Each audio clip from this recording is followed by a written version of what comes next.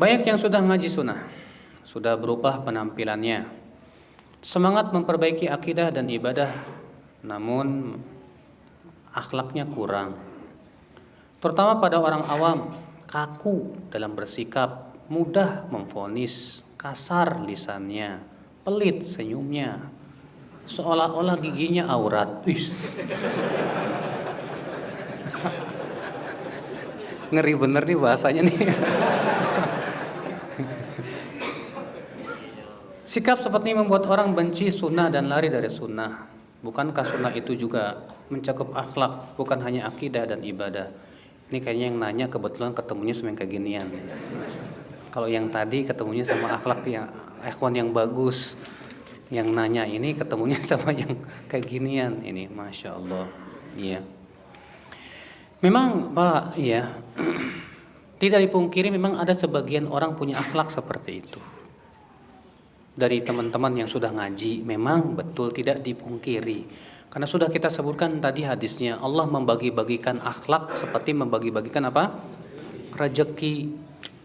Walaupun tetap kita terus mengingatkan, ingatkan lagi. Supaya teman-teman yang udah ngaji ini sama orang awam cobalah lebih lembut sebagaimana dahulu Rasulullah SAW lembut kepada orang awam, orang yang bodoh. Coba kita ikutilah akhlaknya Rasul. Jangan hanya kita ikuti akidahnya Rasul saja. Jangan hanya kita ikuti ibadah Rasul saja. Jangan hanya kita ikuti muamalah Rasul saja, tapi ikuti juga akhlak Rasul gitu loh terhadap orang bodoh dan awam. Betapa butuhnya Pak orang awam tuh kepada mudaroh. Tahu mudaroh? Mudaroh itu sikap lembut, baik kepada mereka, supaya mereka mau tertarik kepada sunnah Nabi Shallallahu Alaihi Wasallam. Ya, sangat butuh kita ini Pak. Supaya apa? Supaya sunnah ini terlihat indah loh Pak, indah. Karena kita sendiri sudah tahu kan Pak, di negeri kita ini yang namanya sunnah itu berusaha diposisikan teroris. Dengan berbagai macam cara, bagaimana caranya supaya orang berjenggot di atas mata kaki, ya jidatnya hitam, teroris itu. Maka jangan sampai kemudian dibenarkan oleh perbuatan kita gitu loh. Yang nggak mau senyum, nggak Masya Allah, ya arogan. Jangan sampai. Setiap kita berusaha untuk introspeksi diri kita. Terkadang maaf, ya mohon maaf, ketika kita duduk di majlis taklim, kemudian ustadz menasihati, pikiran kita bukan ke kita, ke orang. Wah, nasihat ustadz ini pas buat dia nih. Pas nih buat dia. Ini kesalahan besar loh Pak. Ya, jangan mikirin ke orang, ke diri kita lah. Nasihat ustadz nih ada nggak pada saya ya? Kurang ngajar nih. Ustadz nyinggung saya. Ustadz. Ada orang kayak gitu-gitu. Ya, ketika ustadz padahal nggak ada niat nyinggung, hanya sebatas mengingatkan. Pas dia mikir, kok ustadz nyinggung saya? Ustadz nyinggung saya nih. Marah. Ini namanya sombong bukan Pak? Sombong, menolak ya kalau kita ada sifat itu pada diri kita, akui saja. Alhamdulillah diingatin. Ya, coba kalau tidak diingatkan, siapa yang akan mengingatkan antum? Kalau ustadz tidak bermanfaat peringatannya buat antum, orang lain lebih tidak bermanfaat lagi mungkin Pak. Maka dari itu ya akhi, ya setiap kita ketika kita mendengar ceramah ustadz atau siapapun, segera yang kita pikirkan diri kita sendiri. Ada nggak pada diri saya? Kalau ada, segera istighfar.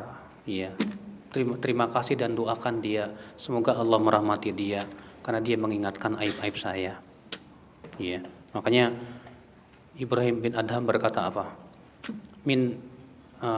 Kata beliau, man ahabba syuhrah, siapa yang masih menyukai kemasyhuran, ketenaran, maka ini orang belum zuhud. Apa kata Imam Adz-Dzahabi ketika mengomentari perkataan Ibrahim bin Adham ini? Kata beliau, wa min alamatil mukhlis, tanda orang yang ikhlas, anau idza iba ala fi'li, bahwa apabila ia diingatkan kesalahannya, lam yusir wa lam yuharid, dia tidak ngeyel dan tidak merasa panas hatinya. Bal yaqul, bahkan ia mendoakan, rahimallahu mra'an ahda ilayya uyubi, Semoga Allah merahmati orang yang mengingatkan kesalahan saya. Itu berarti tandanya dia orang ikhlas tuh Pak. Iya. Tapi kalau Bapak diingatkan malah ngeyel dan panas hati, atau mungkin Bapak mengakui iya betul itu kesalahan saya, tapi hatinya kesel gua. Berarti Bapak tidak ikhlas. Justru ikhlas itu kata beliau ketika kita diingatkan kesalahan kita, kita mengakui lalu mendoakan, terima kasih akhi, jazakallah khair. Antum selamatkan saya dari api neraka. Masya Allah. Makanya kata Ibnu Qudamah, salaf terdahulu, orang yang paling mereka sukai adalah yang mengingatkan kesalahan mereka. Sementara kita, yang paling kita benci adalah yang mengingatkan kesalahan kita. Kata beliau itu karena tanda kelemahan iman kita. Memang betul, kita ini rata-rata lemah imannya Pak, termasuk saya.